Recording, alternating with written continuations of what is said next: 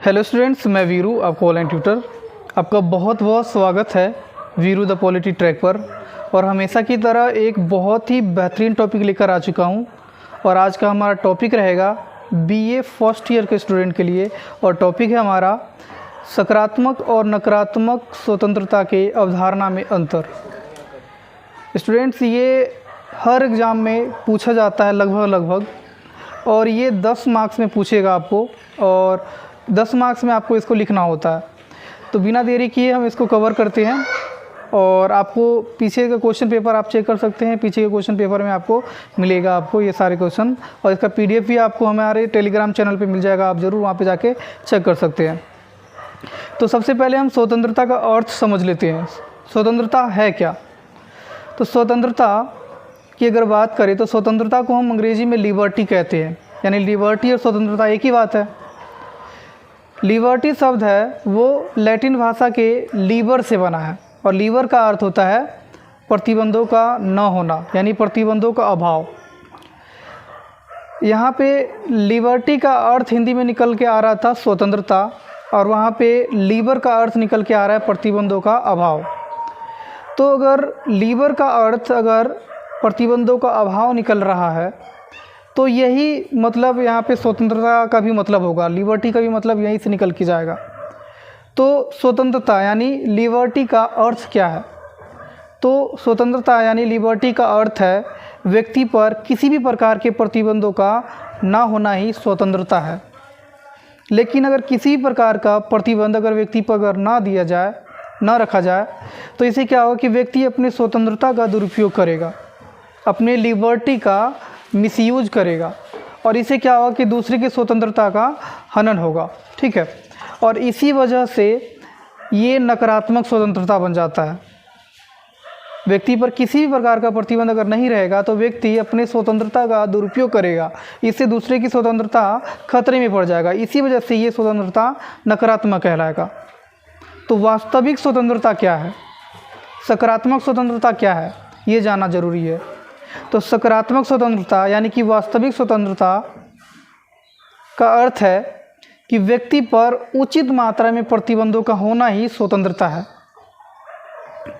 जिस प्रकार से खुशबू के बिना फूल अधूरा होता है, गंदगी के बिना सफाई अधूरा होता है, उसी प्रकार से स्वतंत्रता के ऊपर कुछ मात्रा में प्रतिबंधों का होना ही स्वतंत्रता हो सकता है। क्योंकि बिल्कुल ही प्रतिबंध अगर नहीं रहेगा, अभाव रहेगा प्रतिबंधों का, तो व्यक्ति अपने स्वतंत्रता का दुरुपयोग करेगा ही करेगा।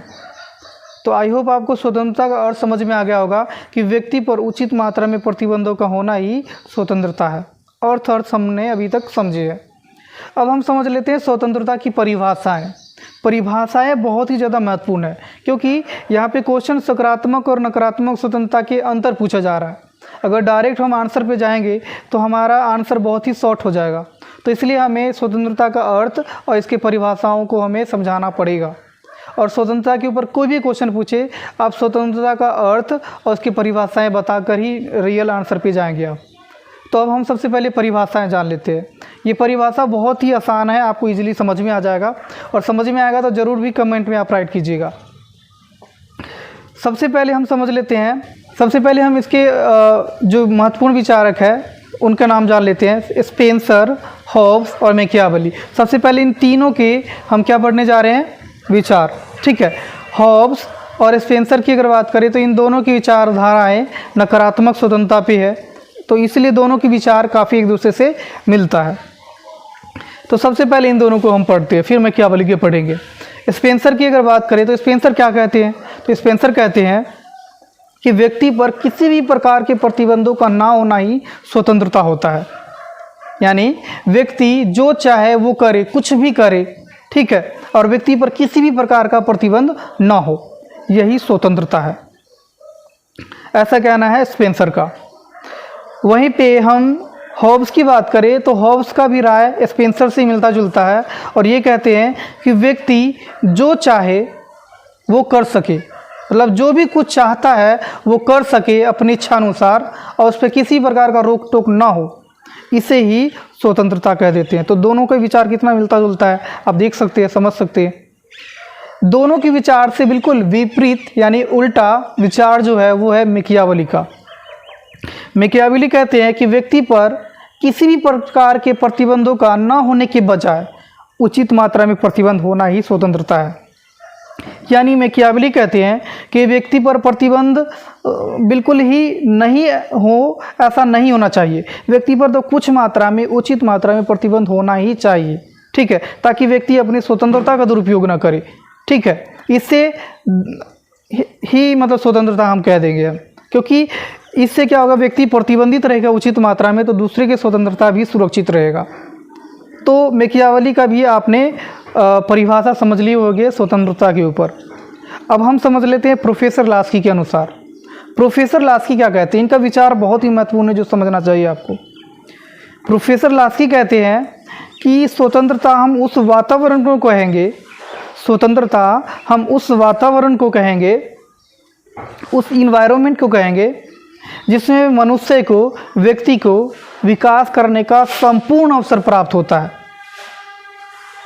तभी हम इसे स्वतंत्रता कह देते हैं। और जाहिर सी बात है, आपके परिवार में अगर विकास का हर अवसर आपको मिल रहा है, ऐसा वातावरण है कि आप कुछ भी अपने विकास के लिए करने के लिए स्वतंत्र हो, तो ही ये वातावरण आपके लिए स्वतंत्रता का एक एग्जाम्पल बन सकता है। तो प्रोफेसर का सिंपल सा कहना है कि स्वतंत्रता उस वातावरण को कहेंगे जिसमें मनुष्य को विकास करने का हर अवसर प्राप्त होता है। तो 4 हमने अब तक विचारक पढ़ चुके हैं, उनकी परिभाषाएं। अब हम पढ़ेंगे GDH कॉल के अनुसार। GDH कॉल क्या कहते हैं, तो GDH कॉल कहते हैं कि व्यक्ति को अपनी अभिव्यक्ति की आज़ादी, अपनी अभिव्यक्ति के जो अधिकार होता है उससे ही हम स्वतंत्रता कह देते हैं। यानी व्यक्ति शासन के खिलाफ, अगर शासन में अगर कुछ कमी है तो उसकी आलोचना कर सकता है, तर्क वितर्क कर सकता है, व्यक्ति अपनी अभिव्यक्ति को प्रकट कर सकता है। अगर व्यक्ति को अपनी अभिव्यक्ति की अगर स्वतंत्रता है तो यही स्वतंत्रता कह सकते हैं हम, ठीक है। तो ये GDH कॉल का कहना है। अब हम समझ लेते हैं रूसो के अनुसार। रूसो विचारक ऐसे हैं जो इन्होंने भी बहुत ही महत्वपूर्ण विचार दिया है। उन्होंने कहा है कि मनुष्य प्राकृतिक रूप से पूरी तरह से स्वतंत्र होते हैं, लेकिन मनुष्य जब समाज में जन्म लेता है तो इससे सामाजिक प्रतिबंध उनके ऊपर आने को थोप दिया जाता है, जिससे वो प्राकृतिक स्वतंत्रता का प्रयोग नहीं कर पाते। लेकिन मनुष्य प्राकृतिक रूप से स्वतंत्र होता है, जो चाहे वो कर सकता है। यही स्वतंत्रता का उन्होंने डेफिनेशन बताया है। अब हम समझ लेते हैं J.S. मिल की अगर बात करें तो J.S. मिल ने अपने पुस्तक एसे ऑन लिबर्टी में स्वतंत्रता पे विचार रखा है। और उन्होंने इस पुस्तक में 2 प्रकार की स्वतंत्रता की बात किया है। एक विचार प्रकट करने की स्वतंत्रता और दूसरा कार्य की स्वतंत्रता। विचार प्रकट करने की स्वतंत्रता में उन्होंने कहा है कि व्यक्ति को विचार प्रकट करने की पूर्ण स्वतंत्रता होना चाहिए, ताकि व्यक्ति शासन से या शासन से संबंधित कार्य पर अपना तर्क वितर्क कर सकता है, आलोचना उसका कर सकता है। पूरी तरह से स्वतंत्रता मिलनी चाहिए। यहाँ तक कि अगर मनुष्य सनकी भी है तो भी उसको स्वतंत्रता दिया जाना चाहिए अभिव्यक्ति की, विचार प्रकट करने की, तो ही सत्य की खोज हो सकता है, क्योंकि तर्क और वितर्क से ही सत्यता की खोज हो पाती है। और वहीं पे दूसरा स्वतंत्रता की उन्होंने जो इसमें वर्णन किया है वो है कार्य की स्वतंत्रता। उन्होंने कार्य की स्वतंत्रता का वर्णन करते हुए उन्होंने व्यक्ति के कार्य को 2 भागों में बांटा है, एक स्वसंबंध कार्य और एक परसंबंध कार्य। और स्वसंबंध कार्य क्या होता है ये जान लेते हैं। तो स्वसंबंध कार्य में उन्होंने कहा है कि स्वसंबंध कार्य वह कार्य है जिसे करने से सिर्फ खुद पर प्रभाव पड़ता है और दूसरों पर प्रभाव नहीं पड़ता है। इसीलिए J.S. मिल का कहना है कि स्वसंबंध कार्य पर प्रतिबंध नहीं लगाया जाना चाहिए। और स्वसंबंध कार्य क्या हो सकता है, तो ये है शिक्षा, स्वास्थ्य, खान पान, पहनावा, भाषा आदि, ये स्वसंबंध कार्य है। और इसको करने से रोक टोक नहीं लगाया जाना चाहिए, प्रतिबंध नहीं लगाया जाना चाहिए, ठीक है। लेकिन आलोचक जो है वो कहते हैं कि मनुष्य के स्वसंबंध कार्य पर भी प्रतिबंध लगाया जाना चाहिए। जैसे कोई मनुष्य अगर आत्महत्या करे तो इससे खुद के जीवन को खतरा पहुंचा रहा है, दूसरों की नहीं, यानी दूसरों को नुकसान नहीं पहुंच रहा, तो ऐसे में प्रतिबंध नहीं लगाना चाहिए, लगाना चाहिए इसको, क्योंकि उसके जीवन की रक्षा करने की जिम्मेदारी समाज की होती है। तो जीवन की रक्षा के लिए भी स्वसंबंध कार्य पर प्रतिबंध लगाना चाहिए, और प्रतिबंध लगाना चाहिए कर्तव्यों का पालन करने के लिए। और राज्य की रक्षा के लिए। ये 3 चीज़ों के मामले में स्व संबंध कार्य पर भी प्रतिबंध लगाया जाना चाहिए, ऐसा आलोचकों का कहना है। जो विद्वान आलोचना करते हैं जेएस मिल के सिद्धांत को, वो आलोचना करते हैं, लेकिन जेएस मिल कहते हैं कि स्व संबंध कार्य पर प्रतिबंध नहीं लगाया जाना चाहिए, लेकिन वहीं पे आलोचक कहते हैं कि कुछ मामलों में लगाना चाहिए। ठीक है, अब हम समझ लेते हैं स्व संबंध कार्य तो समझ में आ गया, अब हम पर संबंध कार्य समझते हैं। पर संबंध कार्य वह कार्य है जिसे करने से खुद के साथ साथ दूसरों को भी प्रभाव पड़ता है। ठीक है, और दूसरों को प्रभाव पड़ेगा तो इससे दूसरों को छोटी मोटी या बड़ी गंभीर हानि उठानी पड़ सकती है। तो इसीलिए जेएस मिल कहते हैं कि स्व संबंध पे प्रतिबंध तो नहीं लगाया जाना चाहिए, लेकिन पर संबंध कार्य पर प्रतिबंध लगाया जाना चाहिए। ठीक है, पर संबंध कार्य क्या है? तो देर रात तक ऊंची आवाज़ में डीजे बजाना, ये पर संबंध कार्य है। ठीक है, तो ऐसे कार्यों पर प्रतिबंध लगाया जाना चाहिए। ठीक है, तो पर संबंध कार्य पर कब और कैसे लगाना चाहिए प्रतिबंध, ये भी जानना जरूरी है। तो पर संबंध कार्य पर प्रतिबंध जब लगाया जाना चाहिए जैसे छोटी मोटी गंभीर हानि उठानी पड़ रही है, जैसे देर रात तक डीजे बजाया जा रहा है तो ये छोटी मोटी हानि उठानी पड़ रही है, तो ऐसे पर संबंध कार्यों पर किससे प्रतिबंध लगाना चाहिए? सामाजिक कार्रवाई के द्वारा। और वहीं पे अगर मारकाट, लूटपाट या खून खराबा होता है तो ऐसे कार्य गंभीर हानि पहुंचा रही है, तो इस पर प्रतिबंध लगाने के लिए कानूनी कार्रवाई करनी चाहिए। तो ये जेएस मिल का विचार था स्वतंत्रता के ऊपर। तो हमने कुछ महत्वपूर्ण विचारक के जो मत था स्वतंत्रता के ऊपर हमने वो पढ़ चुके हैं। अब हम एक्चुअल जो पॉइंट है स्वतंत्रता की नकारात्मक और सकारात्मक अवधारणा, उसके बारे में हम जानते हैं। तो सबसे पहले एक तरफ नकारात्मक स्वतंत्रता और एक तरफ सकारात्मक स्वतंत्रता का हेडिंग बनाते हैं। और सबसे पहले हम अर्थ समझते हैं। तो नकारात्मक स्वतंत्रता का अर्थ है कि व्यक्ति पर किसी भी प्रकार का प्रतिबंधों का ना होना ही स्वतंत्रता है। और वहीं पे सकारात्मक स्वतंत्रता की अगर बात करें तो इसका अर्थ है व्यक्ति पर उचित मात्रा में प्रतिबंधों का होना ही स्वतंत्रता है। तो ये पहला पॉइंट अर्थ हमने समझ लिए। नकारात्मक स्वतंत्रता की अगर बात करें तो नकारात्मक स्वतंत्रता का जो समर्थक है वो है स्पेंसर, हॉब्स, जेएस मिल, ये सब नकारात्मक स्वतंत्रता पर विचार रखे हैं। वहीं पे सकारात्मक स्वतंत्रता की अगर बात करें तो उस पर विचार मैकियावेली ने अपनी पुस्तक द प्रिंस में रखा है। नेक्स्ट है कानून। नकारात्मक स्वतंत्रता के लिए कानून खतरा माना जाता है। नकारात्मक स्वतंत्रता और कानून दोनों एक दूसरे का विरोधी माना जाता है, लेकिन वहीं पे सकारात्मक स्वतंत्रता की अगर बात करें तो सकारात्मक स्वतंत्रता और कानून दोनों एक दूसरे का सहयोगी है, क्योंकि कानून स्वतंत्रता की रक्षा करता है। ठीक है, तो कानून यहाँ पे सकारात्मक स्वतंत्रता में सहयोगी माना जा रहा है, लेकिन नकारात्मक स्वतंत्रता में कानून विरोधी माना जा रहा है, क्योंकि सरकार है कानून बना करके नकारात्मक स्वतंत्रता पर प्रतिबंध लगाता है, चोरी चकारी मारकाट इस पर प्रतिबंध लगाता है। तो ये अंतर आप समझ में आ रहा होगा। नकारात्मक स्वतंत्रता लोकतंत्र के लिए काफ़ी ज़्यादा नुकसानदायक होता है। जहाँ पे नकारात्मक स्वतंत्रता है वहाँ पे लोकतंत्र कामयाब नहीं होगा, लोकतंत्र मजबूत नहीं होगा। वहीं पे सकारात्मक स्वतंत्रता की अगर बात करें तो लोकतंत्र का पोषक तत्व है, महत्वपूर्ण तत्व है और लोकतंत्र को और ज़्यादा मजबूत करता है।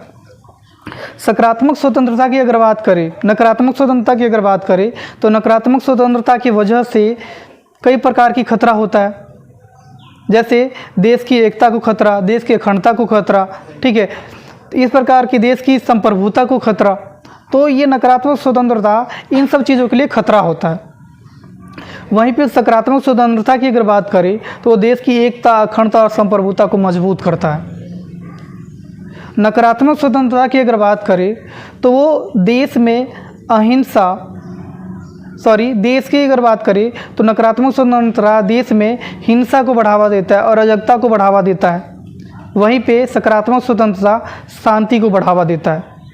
नकारात्मक जो स्वतंत्रता है, नकारात्मक स्वतंत्रता जिस देश में नागरिकों को दिया गया होता है, उस देश के नागरिक नकारात्मक स्वतंत्रता प्राप्त करने के बाद ऐसे सरकार को पसंद करता है जो कानूनी रूप से उनको दखलंदाजी न करे, शासन बहुत कम करे जनता के ऊपर। ठीक है, जनता के ऊपर जो सरकार बहुत कम दबाव डालता है, ऐसी सरकार को नकारात्मक स्वतंत्रता में ज़्यादा पसंद किया जाता है। जो सरकार ज़्यादा शासन नहीं करता है, ऐसी सरकारों को पसंद किया जाता है नकारात्मक स्वतंत्रता में। लेकिन सकारात्मक स्वतंत्रता के अंतर्गत ऐसी सरकार को ज़्यादा पसंद किया जाता है जो सरकार लंबे समय तक चले, देश के कल्याण के लिए, लोगों के कल्याण के लिए ज़्यादा से ज़्यादा शासन करे, ऐसे सरकार को पसंद किया जाता है। नकारात्मक स्वतंत्रता की अगर बात करें तो नकारात्मक स्वतंत्रता जब राज्य के नागरिकों को दिया जाता है तो वो राज्य के नियंत्रण से बाहर रहता है। राज्य का नागरिकों पर नियंत्रण बहुत ही कम होता है नकारात्मक स्वतंत्रता में। वहीं पे सकारात्मक स्वतंत्रता की अगर बात करें तो सकारात्मक स्वतंत्रता में नागरिकों पर पूर्ण नियंत्रण होता है राज्य का, ताकि नागरिकों का स्वतंत्रता और विभिन्न प्रकार के अधिकारों का हनन न हो सके। नकारात्मक स्वतंत्रता की अगर बात करें तो नकारात्मक स्वतंत्रता में लोगों के जीवन का और संपत्ति का खतरा होता है, क्योंकि नकारात्मक स्वतंत्रता के अंतर्गत अपने विकास के लिए किसी का भी लूटपाट और छीन छरावा कर सकते हैं, इसके लिए किसी को मार भी सकते हैं। नकारात्मक स्वतंत्रता ये होता है, तो इससे जीवन और संपत्ति को खतरा होता है नकारात्मक स्वतंत्रता से। वहीं पे सकारात्मक स्वतंत्रता में लोगों के जीवन के अधिकार को सुरक्षित किया जाता है, संपत्ति के अधिकार को सुरक्षित किया जाता है। तो दोस्तों ये टॉपिक आपको क्लियर कर दिया हूँ। अगर वीडियो अगर थोड़ा सा भी अगर पसंद आ रहा होगा ना तो ज़रूर प्लीज़ लाइक शेयर कमेंट और सब्सक्राइब ज़रूर कर दीजिएगा। Thank you so much.